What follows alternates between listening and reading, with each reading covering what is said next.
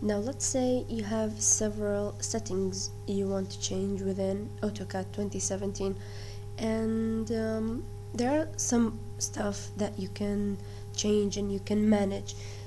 There are many ways to do it, but only one place, which is the option dialog.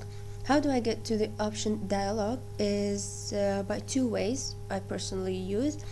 The first one is by this red A. You click it, and here at the bottom there's an options button, you can say, and when I click it, it will give me this dialog, which is the options, and it has many tabs and you can change so many things with it, but be careful, don't mess things up with it because it will affect the whole program.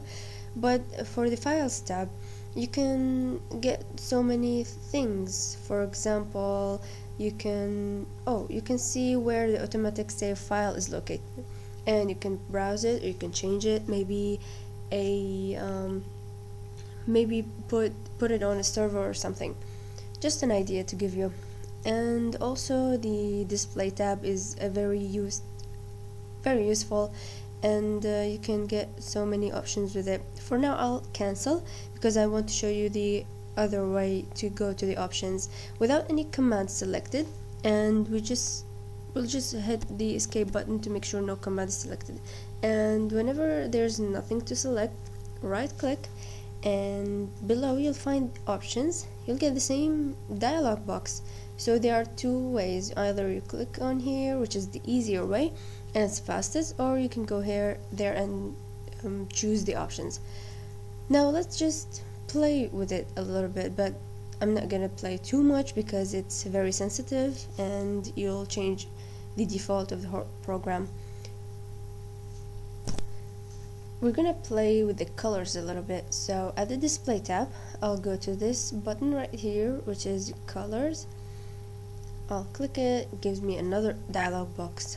When I'm on the 2D model space, because I work on my model tab, the uniform background on this one, you can see the color is 33, 40, 48.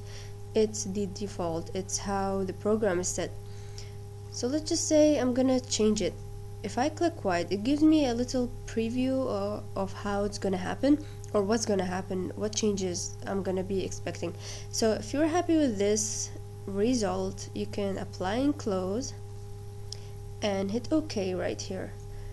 But when I did this change, I'm not really comfortable with it, because it's very white and I can't see. It's very harmful for my eyes.